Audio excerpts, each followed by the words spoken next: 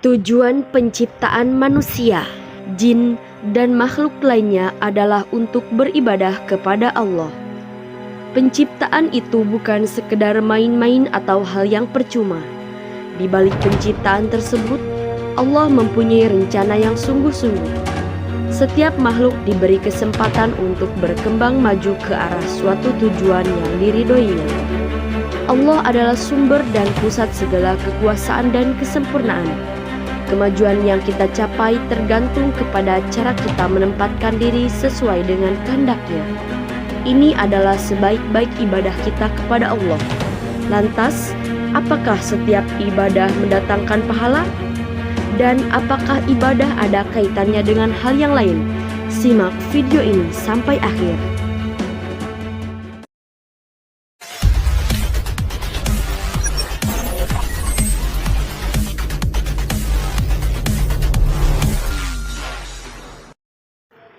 Ini dia anggota kelompok 3.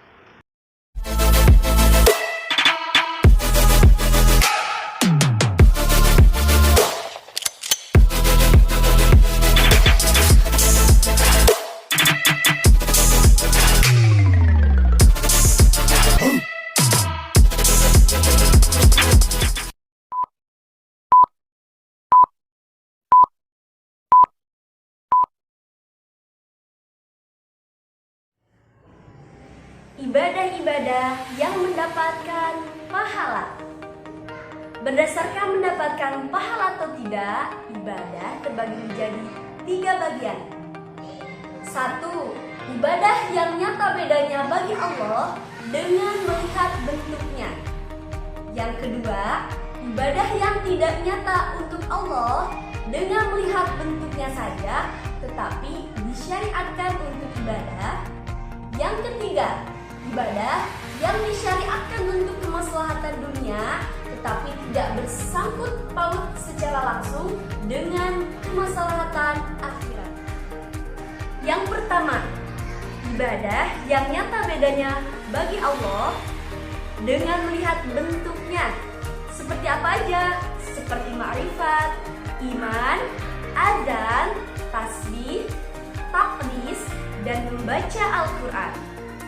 Menurut mazhab Syafi'i, ibadah serupa juga diberi pahala meski tidak disertai dengan niat. 2.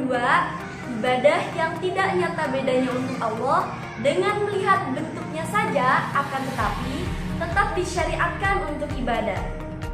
Ibadah-ibadah tersebut tidak dapat pahala jika tidak mengandung niat untuk mewujudkan pekerjaan dan mendekatkan diri kepada Allah.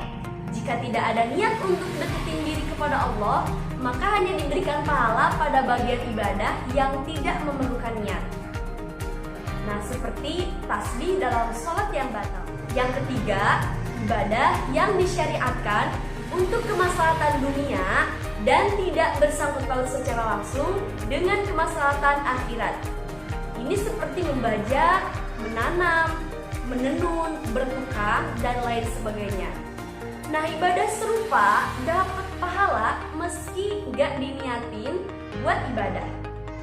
Dan menurut mazhab Syafi'i, Allah tidak menerima macam-macam amal ibadah, melainkan ibadah yang dikerjakan semata-mata karena mengharap keridhaan dari Allah Subhanahu wa Ta'ala. Bab 6. Keterkaitan ibadah. A. Ibadah badaniyah atau fisik. Ibadah-ibadah yang kita laksanakan setiap hari adalah terkait dengan jiwa atau hati, tubuh, anggota badan, panca indera, juga ada yang terkait dengan harta, tempat, dan waktu. Semua ibadah dalam garis besarnya bersifat badaniyah. Akan tetapi, dalam pelaksanaannya terbagi menjadi ibadah yang bersifat badaniyah, maliyah, dan lain-lainnya. Karena pelaksanaan ibadah terkait dengan harta, tempat, dan waktu. B. Hak-hak Tuhan terhadap jiwa. Ibadah-ibadah yang terkait dengan jiwa atau hati, ada yang maqasid dan ada yang wasail. Yang maqasid seperti ma'rifat terhadap zat Allah dan sifat Allah. Yang wasail seperti mengetahui hukum-hukum Allah, yakni hukum-hukum yang diperlukan diperintahkan untuk diamalkan. Hak-hak Allah atau ibadah yang terkait dengan jiwa banyak macamnya. Yang pertama, makrifat terhadap zat Allah, wajib azalnya, wajib abadinya, wajib keesaannya, bahwa zat Allah bukan jauhar, bukan sifat yang berdiri pada jauhar, bukan bertubuh. Kedua, makrifat terhadap sifat hayat atau hidup Allah yang azali, hidup Allah yang abadi, hidup Allah yang esa, hidup Allah yang kaya, dan Allah sendiri yang mempunyai sifat hayat yang demikian. Ketiga, makrifat terhadap sifat ilmu atau pengetahuan Allah yang azali, pengetahuan Allah yang abadi, pengetahuan Allah yang esa, pengetahuan Allah terkaya. Keempat, makrifat terhadap iradah atau ketentuan Allah yang azali, ketentuan Allah yang abadi, ketentuan Allah yang esa dan terkaya. Terkait iradah, Allah adalah sifat qudrah Allah. Hanya Allah sendiri yang mempunyai iradah yang demikian. Makrifat terhadap sifat qudrah atau maha kuasa Allah terhadap segala sesuatu yang mungkin dan azali. Qudrah Allah adalah abadi, esa, terkaya, dan hanya Allah yang mempunyai sifat qudrah yang demikian. Faqudratun bimumkinin ta'allaqat. Jadi perkara qudrat adalah perkara yang mungkin saja. Keenam, makrifat terhadap sifat sama atau maha mendengar.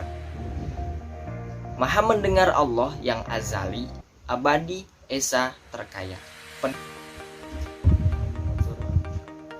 Ketujuh, makrifat terhadap sifat basar atau maha melihat Allah yang azali, abadi, esa, terkaya.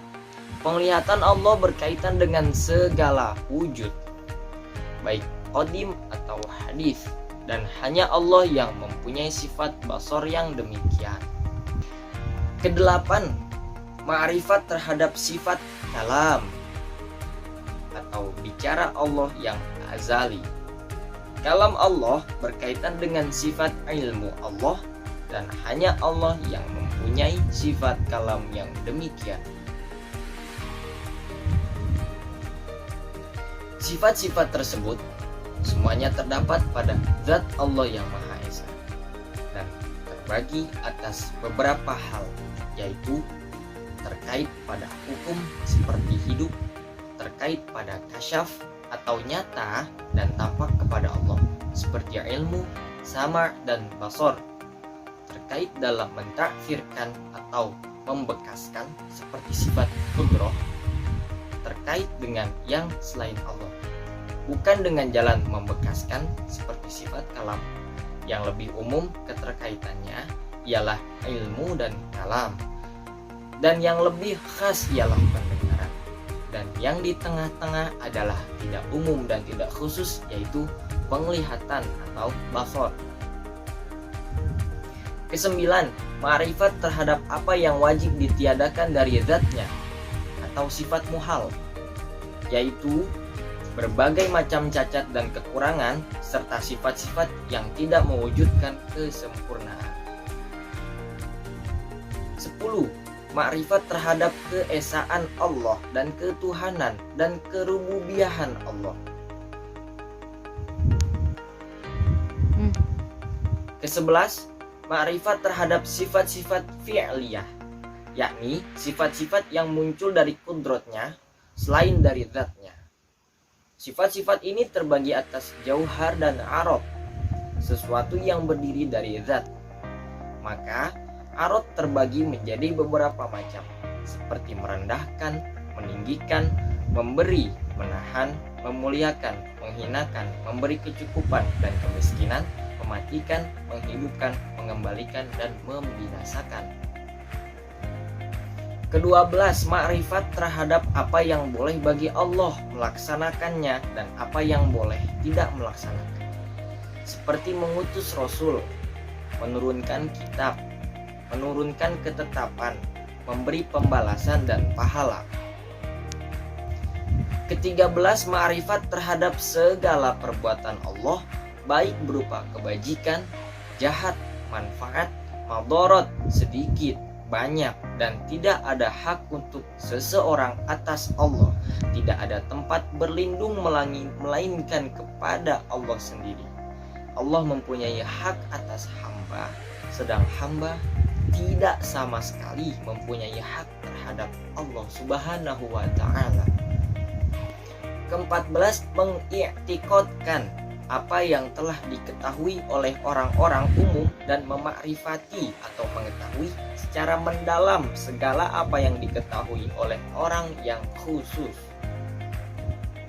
Ke-15, membenarkan dengan hati segala yang sudah disebut baik bersifat i'tiqad maupun makrifat. Ke-16, membuat nazar untuk memakrifati yang demikian atau untuk mengiktikadkan. Ini adalah kewajiban yang bersifat wasilah. Ke-17, makrifat terhadap apa yang Allah perintahkan kita laksanakan, yakni mengetahui hukum-hukumnya, syarat-syaratnya, sunnah-sunnahnya, adab-adabnya, penghalang-penghalangnya, hal-hal yang membatalkannya, waktu-waktu, mana yang didahulukan, mana yang diakhirkan, mana yang disempitkan waktunya, mana yang diluaskan waktunya, mana yang ditentukan, mana yang diberikan hak kita memilih, mana yang dianggap tunai, dan mana yang dianggap qadha. Ma'rifat terhadap apa-apa yang dilarang kita kerjakan supaya dihindari. Allah Subhanahu wa ta'ala berfirman, dan supaya jelaslah dengan sebaik-baiknya jalan-jalan yang dijalani oleh orang-orang yang berbuat dosa. Quran Surat Al-An'am nomor 19, ma'rifat terhadap hukum-hukum muamalah, yaitu tentang sah, cacat, dan hal-hal yang dihalalkan, diharamkan, dimakruhkan, diwajibkan, disunnahkan, dan mengetahui hukum-hukum pemerintahan ketenegaraan dan hal-hal yang terkait dengan itu. Ma'rifat tentang dalil hukum Allah, yaitu kitabullah, sunnah Rasul, ijma ulama, qiyas dan istidlal, dan pengertian-pengertiannya. Nomor 21, ma'rifat terhadap bahasa yang kita perlukan untuk memahami yang belum terang dalilnya dan keterkaitannya, yakni menyelidiki hukum-hukum yang samar. Nomor 22, melakukan penyelidikan dalam hukum-hukum yang belum jelas dalilnya, yakni meneliti hukum-hukum yang belum jelas atau samar. Nomor 23, ma'rifat terhadap dasar-dasar yang diiktibarkan dan mengetahui hukum sebab-sebabnya dan hal-hal yang terkait dengannya, yakni mengetahui mana hukum-hukum yang dapat didasarkan kepada dan prasangka dengan iktikad dapat didasarkan pada dalil dan ni. Nomor 24, mengetahui keadaan-keadaan yang timbul dari ma'rifat terhadap sifat-sifat Allah, seperti takut berdasarkan keyakinan bahwa Allah sangat keras sekali dalam mengambil pembalasan, harap bahwa Allah amat luas rahmatnya, tawakal bahwa Allah sendiri yang dapat memberi manfaat, dapat memberi mudarat, dapat merendahkan dan meninggikan kecintaan kita kepadanya, timbul dari memakrifati keihsanannya, ketakutan timbul dari mengetahui kesempurnaan zatnya dan sifat-sifatnya. Semua ini mendorong kita taat dan munasabah dengan Dia. Perasaan takut mendorong kita untuk meninggikan maksiat, harap mendorong kita untuk membahayakan amalan-amalan sunnah karena mengharapkan pahala. Tawakal adalah mendorong kita untuk berlaku sederhana dalam mencari. Cinta kita akan Dia mendorong kita kepada ketaatan dan kepada menuntut keridhoannya. Tidak mungkin diperoleh keadaan-keadaan ini secara biasa, melainkan dengan lebih dahulu mempunyai ma'rifat-ma'rifat yang menjadi sumber atau pendorongnya. Nomor 25, macam-macam kasat, niat, gerakan hati, azam kepada taat di masa yang akan datang. Wajib bagi setiap muslim untuk senantiasa taat sebelum diwajibkan dan sebelum datang sebabnya. Apabila telah tiba waktu ibadah, maka ia wajib berkasat melaksanakan dan melakukan niat mendekatkan diri dengan ibadah itu kepada Allah yang menciptakan alam semesta. Nomor 26, taubat kepada Allah. Taubat mempunyai 3 rukun. Pertama, menyesali diri terhadap perbuatan maksiat yang telah dilakukan dan mengakui salah terhadap apa yang telah dikerjakan. Kedua, bertekad untuk tidak akan mengulangi perbuatan maksiat tersebut di masa datang. Ketiga, terus menerus meninggalkan maksiat. Nabi SAW bersabda, "Inna astaghfirullah wa atubu ilaihi kulla yaumin mi'ata marrah." Sesungguhnya aku sungguh-sungguh memohon ampun kepada Allah dan berbuat taubat kepadanya pada tiap-tiap hari 100 kali. Maksud sabda tersebut adalah Nabi memperbaharui dan mengulangi taubatnya terhadap dosa-dosa kecil yang sudah dikerjakannya. Bukan dimaksudkan bahwa Nabi setiap hari berdosa 100 kali. Nomor 27, ikhlas dalam setiap amalan perbuatan hanya untuk Allah. Setiap amal perbuatan hendaknya dilakukan semata-mata demi keridhaan Allah, bukan selainnya. Jika ketaatan dilakukan tidak karena Allah, maka ia dinamakan murai. Orang-orang yang memperlihatkan amalan-amalan kepadanya, memperlihatkan amalan-amalan baiknya kepada orang lain. Ridho terhadap qada Allah, ridho terhadap qada Allah, ketepatan. Ridho terhadap qada Allah, ketetapan Allah. Jika qada yang ditetapkan tersebut berupa taat, hendaknya ia meridhoi ketetapan. Dan yang ditetapkan tersebut, jika yang ditetapkan itu maksiat, hendaknya ia meridhoi ketetapan saja. Yang meridhoi yang ditetapkan itu, kalau yang ditetapkan itu tidak berupa ketaatan dan maksiat, hendaknya ia meridhoi ketetapan tersebut. Nomor 29, merenungkan keadaan alam. Dengan akal kita merenungi keindahan jagat raya dan makhluk lainnya. Untuk mengambil dalil tersebut, kekuasaan Allah, kebijaksanaan dan iradatnya. Demikian juga memahami secara dalam ayat-ayat Quran, syariat dan hukum. Begitu juga kita hendaknya mentadaburkan ayat-ayat Al-Quran. Hendaknya kita juga memikirkan keadaan ketika bangkit dan berkumpul di padang mahsyar, pahala dan siksa, agar kita berada antara takut dan harap, lalu ia pun taat untuk mengharap pahala serta menjauhkan diri dari maksiat. Ibadah-ibadah yang telah disebutkan di atas kita namakan ibadah-ibadah qalbiyah. Ibadah qalbiyah adalah sangat banyak.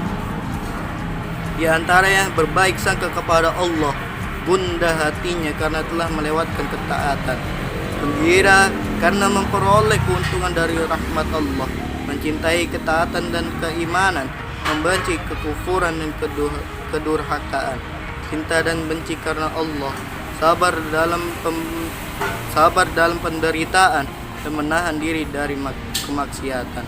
Membahayakan kita ketika nafsu terdorong untuk mengikuti syahwat, menganggap bahwa ketika kita beribadah, Allah berdiri di hadapan agar ibadah tersebut dilaksanakan dengan sebaik-baiknya. Untuk bagian D, yaitu hak-hak Allah yang berkaitan dengan anggota tubuh. Contohnya seperti lidah. Dengan lidah kita bisa beristighfar, bermunajat kepada Allah Subhanahu wa taala dengan kalimat-kalimat thayyibah dan iqamah dan azan pula. Yang kedua yaitu bibir. Bibir bisa menolong kita untuk mewujudkan pembicaraan. Maka bergantung dengan bibir hukum-hukum yang mewujudkan penyempurnaan pembicaraan yang disuruh dan yang dicegah. Demikian juga terkait dengan bibir, penciuman yang diharamkan seperti mencium ajnabiyah atau wanita yang bukan mahram, dan penciuman yang disuruh seperti mencium batu hitam. Dan yang ketiga yaitu mulut, perut dan hidung. Rasulullah SAW pernah mengeluarkan dari mulut Husain sebiji kurma yang diambil dari korma-korma sedekah yaitu zakat. Abu Bakar dan Umar pernah memuntahkan daging unta yang dimakan sesudah nyata bahwa daging itu haram. Jadi karena inilah haram bagi kita untuk mengenyangkan tubuh dengan makanan yang haram. Yang keempat yaitu mata. Terkait dengan mata adalah membasuhnya dari najis, tidak dari hadas. Tidak terkait dengan mata, hukum hadas kecil dan hadas besar, baik secara wajib maupun secara sunnah. Dan yang kelima yaitu telinga. Terkait dengan telinga, basuhan yang dilakukan ketika mandi wajib, mandi sunnah, dan menyapu ketika wudhu. Yang keenam yaitu muka. Bergantung pula dengan muka, hukum menutupinya bagi wanita ketika ihram dan kebaikan membukanya bagi laki-laki ketika haram. Yang ketujuh yaitu kepala. Terkait dengan kepala, mandi wajib sunnah dan menyapunya ketika wudhu. Berkait dengan kepala adalah hukum haram menutupinya ketika ihram. Sebagaimana berkait dengan rambut kepala apa yang terkait dengan bulu-bulu muka dan tubuh. Di antara yang bersangkut dengan rambut kepala ialah hukum haram memakainya minyak ketika dalam ihram. Yang kedelapan yaitu tangan. Terkait dengan tangan adalah semua gerakan tangan yang diperintahkan untuk memenuhi tuntutan agama, untuk merajam, mencambuk dalam melaksanakan hukum-hukum had dan ta'zir. Terkait pula menulis apa yang diperintahkan kita menulisnya, mengangkatnya ketika membaca takbir Allahu Akbar, dan pada sebagian doa meletakkannya di atas lutut dalam ruku. Yang kesembilan yaitu kaki. Berkaitan dengan kaki adalah segala sesuatu yang memberikan maslahat, baik wajib maupun sunnah, sebagaimana kaitannya kaki yang melakukan berbagai kerusakan, baik yang haram maupun yang makruh. Yang ke-10 yaitu lutut. Ketika sujud, meletakkan ke tempat sujud, mendirikannya ketika ruku, dan mendahulukannya lutut dari tangan ketika sujud, yakni meletakkan lutut lebih dahulu sebelum tangan. Jadi ketika sujud, kita harus dahulukan dulu lutut, jangan tangan dulu. Untuk yang 11 yaitu anak-anak jari. Berkaitan dengan ini adalah semua yang tidak mungkin dikerjakan selain dengan jari, baik wajib, haram maupun sunnah, maupun makruh. Pekerjaan wajib seperti meluncurkan anak panah dalam peperangan, abil, dan menulis. Pekerjaan sunnah seperti menggenggam jari-jari tangan ketika melakukan tasyahud. Yang ke-12 yaitu ujung-ujung anak jari. Ujung-ujung anak jari dimasukkan ke dalam lubang telinga ketika membaca azan. Seperti ini ya, Allahu Akbar, Allahu Akbar, seperti itu. Dan dipergunakan pula untuk menghitung tasbih dan takbir, subhanallah, walhamdulillah, wala ilaha illallah, Allahu Akbar. Dan boleh dengan jari kita, garis-garis jari. Yang ke-13 yaitu kemaluan. Nah, ini yang perlu kita waspadai. Tentang mewajibkan watak atau persetubuhan untuk melayani kebutuhan para istri terdapat hampir 60 hukum. Kita simak saja, yaitu dalam puasa hukumnya haram, fasik ya, dan merusak puasa serta mewajibkan kafarat. Ini bagi yang puasa. Jadi jangan sekali-kali kita jima ya ketika bulan puasa. Jangan lupa kita untuk mandi. Jangan sampai lewat dari batas waktunya seperti itu saja. Yang B yaitu iktikaf, yang wajib hukumnya haram, merusakkan iktikaf dan dikenakan ta'zir. Tentang mempastikan adalah berkaitan dengan tempat ia lakukan jima. Yang C yaitu dalam haji dan umroh hukumnya haram, perbuatan menjadikan fasyik, mewajibkan kafarat juga.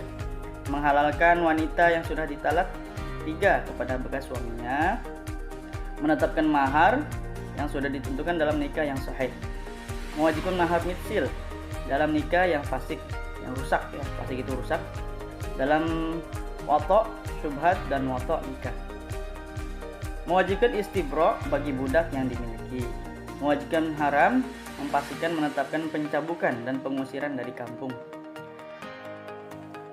menghasilkan kembali rujuk dalam soal ilah ya, dan menghasilkan kembali rujuk dalam hal dihar menurut pendapat sebagian ulama. Jika terjadi syahadat Jika terjadi syubhat dari salah satu pihak, jika syubhat itu berkaitan dengan wanita, maka ia berhak menerima mahar misil. Tidak ada haid atasnya dan tidak pula dihukum Hak haram. Allah berkaitan dengan panca indera. Yang pertama, indera penglihatan. Indera penglihatan sesuai dengan hukum taklifi ada 5. Yang pertama wajib, kedua sunnah, yang ketiga haram, keempat makruh, dan yang kelima mubah. Wajib bertugas mengawal sesuatu di jalan Allah. Yang sunnah melihat Ka'bah, mushaf, kitab-kitab pengetahuan, dan lain sebagainya. Yang ketiga haram, seperti melihat kemaluan, aurat-aurat, dan gambar-gambar yang menimbulkan birahi. Yang keempat makruh, melihat kemaluan sendiri ataupun melihat kemaluan istri. Yang kelima mubah, melihat semua yang ada di luar dari hukum 4 itu. Yang kedua adalah indera pendengaran. Indera pendengaran wajib bagi kita semua manusia memiliki indera pendengaran untuk mendengar pelajaran, mendengar khutbah yang wajib dipelajari, baik fatwa ataupun hukum dari hakim terhadap keterangan-keterangan dan pengakuan-pengakuan para pencari keadilan. Lalu kita juga diperintahkan untuk selalu mendengarkan Al-Quran. Diriwayatkan dari Hasan Al-Bisri bahwa beliau mewajibkan kita mendengarkan Al-Quran bila seseorang membacanya, baik dalam sholat maupun di luarnya. Lalu indera yang selanjutnya adalah indera penciuman. Setiap manusia pasti memiliki indera penciuman, oleh karena itu mewajibkan atas hakim untuk mencium barang yang dicurigai dan obat-obat terlarang, atau atas saksi dengan perintah hakim dalam perkara-perkara yang dipertentangkan. Itu yang wajib, dan yang sekarang adalah yang sunnah, seperti mencium benda-benda yang dapat menyembuhkan penyakit, bau-bauan yang disukai, Jamaah sholat Jumat hari raya dan dinyatakan telah selesai ihram. Lalu manusia yang keempat memiliki indera rasa. Benda-benda yang makruh tidak boleh dirasa, apalagi barang yang haram. Alat perasa dipergunakan untuk merasakan makanan. Yang sunnah kita memakan dan merasakan, seperti makanan walimah. Dan hakim serta saksi wajib mencoba rasa makanan yang dijual ketika terjadi pertentangan. Lalu yang kelima adalah hak-hak Allah berkaitan dengan panca indera, yaitu indera pegangan atau sentuhan. Dengan ini indera pegangan atau sentuhan ini juga sesuai dengan hukum 5. Pertama, wajib menyentuhkan dahi dalam sholat dengan tempat sujud. Yang kedua, sunnah menyentuhkan hidung dan telapak tangan dengan tempat, dan menyentuh tiang-tiang Baitullah, mencium batu hitam, mencium tangan ibu bapak. Lalu yang ketiga, haram menyentuh aurat ajnabi, menyentuh selain aurat dari badan-badan wanita asing ketika terjadi fitnah. Keempat, makruh menyentuh kemaluan dengan tangan kanan dan mencium budak yang tidak dimiliki ketika ada kekhawatiran merusakkan puasa. Kelima, mubah menyentuh semua yang diperbolehkan syara. Kebanyakan soal yang berkaitan dengan panca indera bersifat wasail kepada maslahat yang dimaksudkan dan mafsadatnya.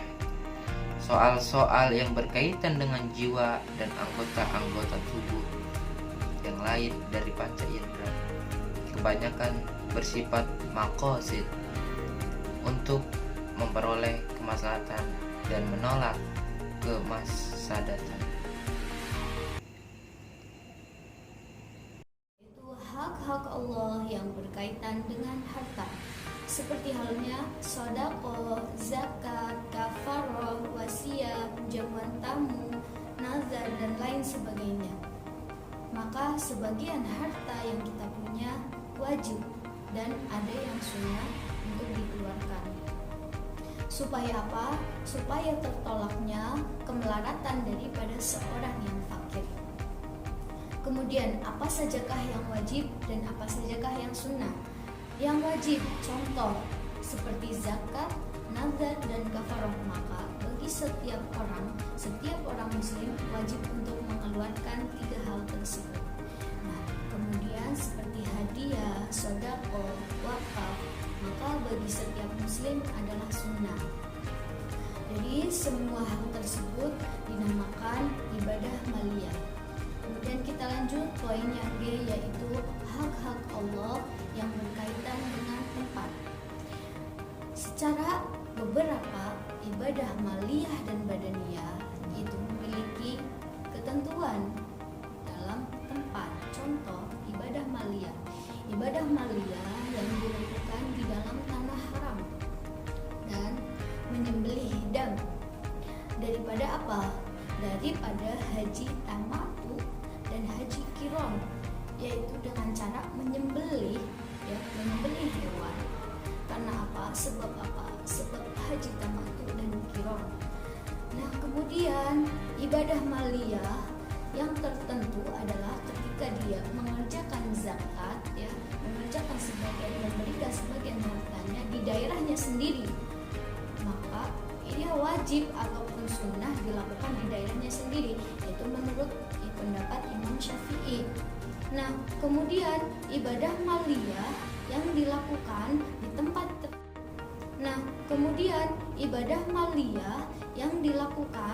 tempat tertentu seperti halnya zakat fitrah dan akikoh, maka baginya wajib mengeluarkan oleh dirinya sendiri dan dia juga yang membagikan kepada penduduknya, penduduk di daerahnya sendiri. Nah, kemudian kita lanjut ke ibadah badaniyah. Ibadah badaniyah itu memiliki 7 macam. Nah, antaranya yang pertama yaitu menyembelih hewan kurban, menyembelih hewan di tanah haram. Sebab apa? Sebab suatu ibadah yang mengharuskan dia menyembelih di situ, di tanah haram, dan keterkaitan dengan dengan penduduk tanah haram. Nah, kemudian yang kedua yaitu iktikaf.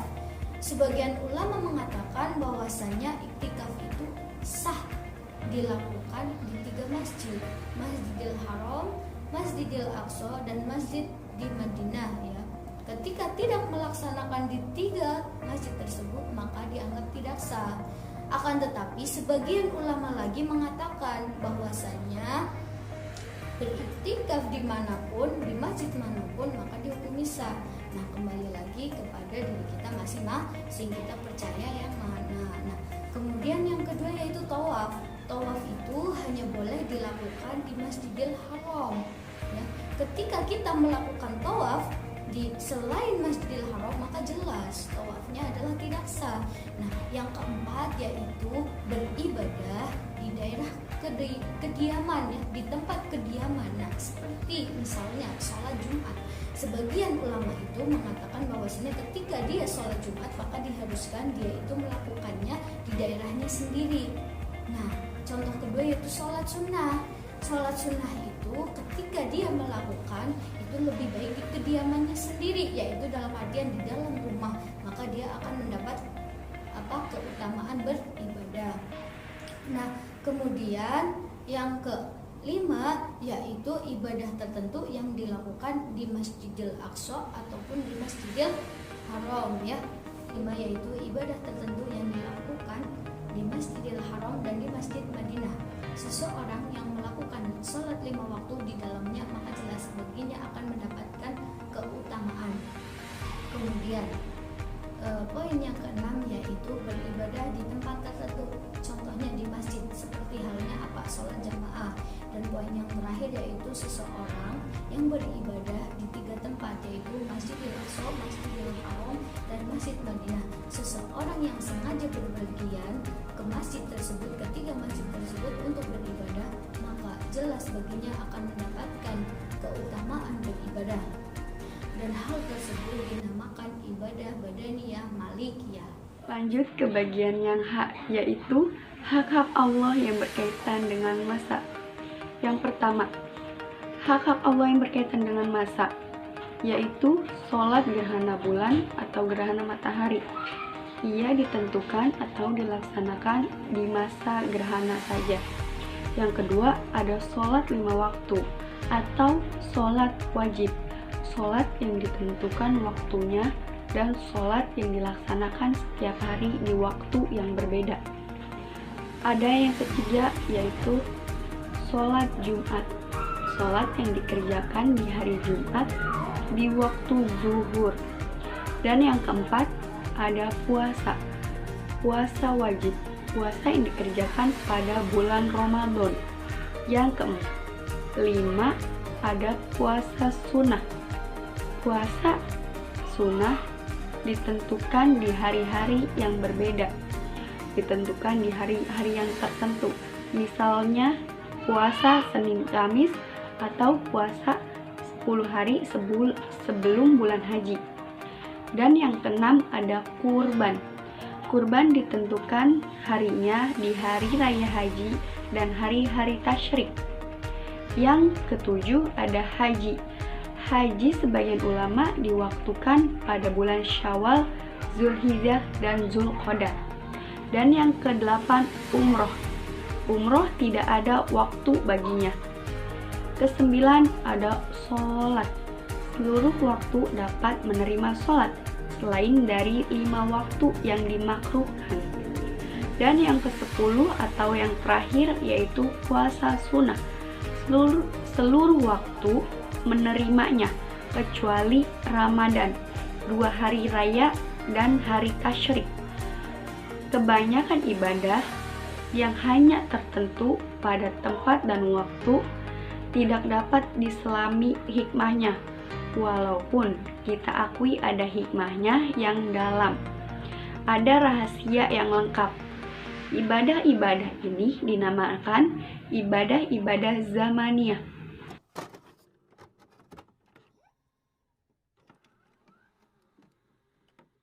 Ta ta ta ta